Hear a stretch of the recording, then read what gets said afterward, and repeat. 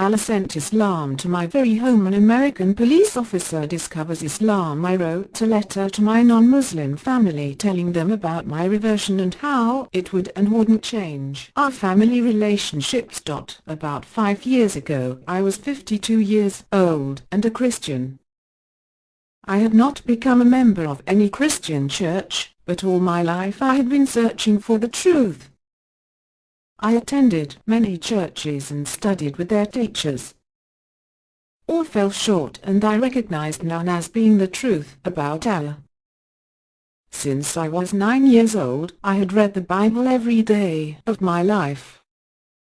I cannot tell you, over the many years, how many times I searched it for the truth. During the long years of my search for the truth, I studied with many religious faiths. For over a year I studied 2 times a week with a Catholic priest, but could not accept Catholic beliefs. I spent another year studying with the Jehovah's Witnesses and did not accept their beliefs either. I spent nearly 2 years with the LDS, Latter-day Saints, that is the Mormons, and still did not find truth. I had a Jewish friend and we had many discussions about the Jewish beliefs.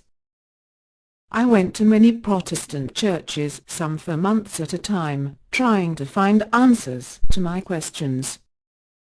My heart told me Jesus was not God but a prophet. My heart told me Adam and Eve were responsible for their sin, not me. My heart told me I should pray to God and no other. My reason told me that I was responsible for both my good and bad deeds and that God would never assume the form of a man in order to tell me that I was not responsible. He had no need to live and die as a human. After all, he is God. So there I was, full of questions and praying to God for help.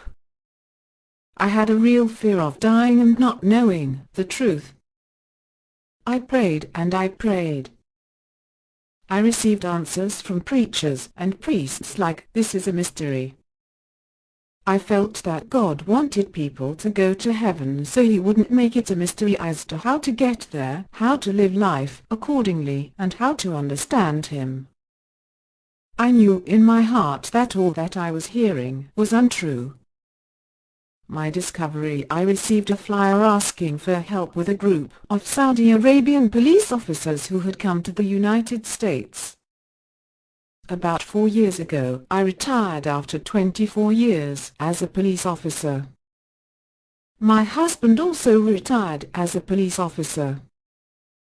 The year before my retirement I was still a police sergeant/supervisor.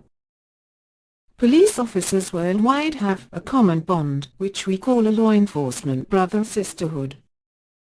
We always help one another no matter what police department or country.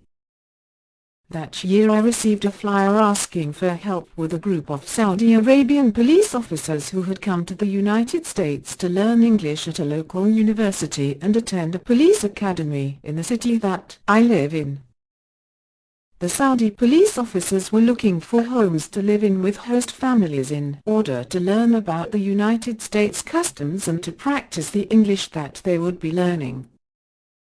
My son is raising my granddaughter as a single parent.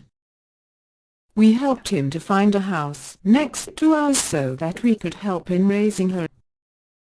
I talked to my husband and we decided that it would be good to help these police officers. It would be an opportunity for our granddaughter to learn about people from another country. I was told that the young men were Muslims and I was very curious. An Arizona State University Saudi interpreter brought a young man named Abdul to meet us. He could speak no English. We showed him a bedroom and bathroom which would be his when he stayed with us. I liked Abdul immediately. His respectful and kind manner won my heart. Next, Fard was brought to our home. He was younger and shyer, but a wonderful young man. I became their tutor and we shared many discussions about police work, the USA, Saudi Arabia, Islam, etc. I observed how they helped each other and also the other 16 Saudi police officers who came to the USA to learn English.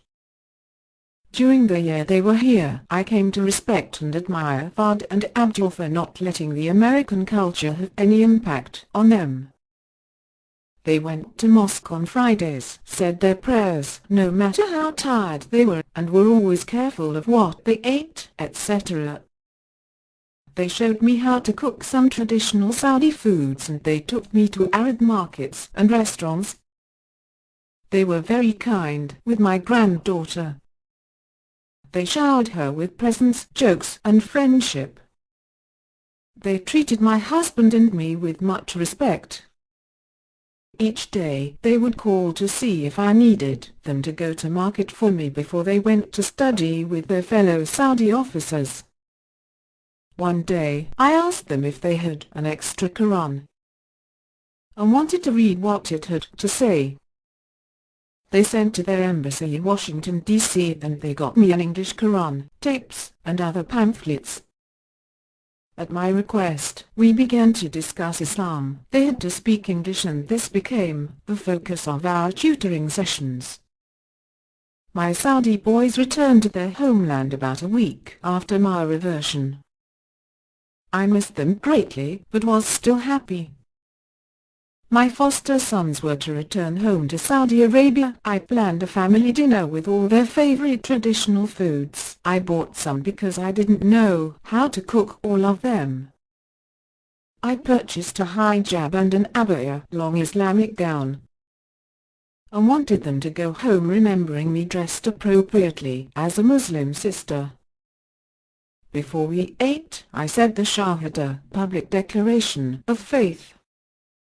The boys cried and laughed, and it was so special. I believe in my heart that Allah sent the boys to me in answer to my years of prayers. I believe He chose me to see the truth by the light of Islam. I believe Allah sent Islam to my very home. I praise Him for His mercy, love and kindness to me. Many changes happened. My Saudi boys returned to their homeland about a week after my reversion. I had joined the local mosque as a member almost immediately after my reversion and registered myself as a Muslim. I was anticipating a warm welcome from my new Muslim community. I thought all Muslims were like my Saudi boys and the other young Saudi officers whom I had met and spent time with during the previous year. My family was still in a state of shock. They thought I would stick with this new religion for a while, become disgruntled and move on to another religion as I had done all my adult life. They were surprised at the changes that I began to make in my daily life. My husband is a congenial man, so when I said that we were going to be eating halal foods and eliminating haram, forbidden foods, he said, okay. Next I wrote a letter to my non-Muslim family telling them about my reversion and how it would and wouldn't change our family relationships. I explained a few of the basics of Islam. Still my family kept their own counsel and I continued to work on learning prayer and reading my Quran. I got active in sister groups on the internet and this facilitated my learning about my new beliefs. I tried to become active in community services with a few sisters who had been friendly towards me. I looked for the kindness, friendship, and best of manners that were practiced each and every day by my Saudi boys. I made many mistakes at the mosque, such as talking in the prayer room as I tried to get up and down from the floor. I went to a community celebration and ate with my left hand. I wore clear nail polish on my trimmed nails and got scolded. I did wudu ablutions incorrectly and was frowned at.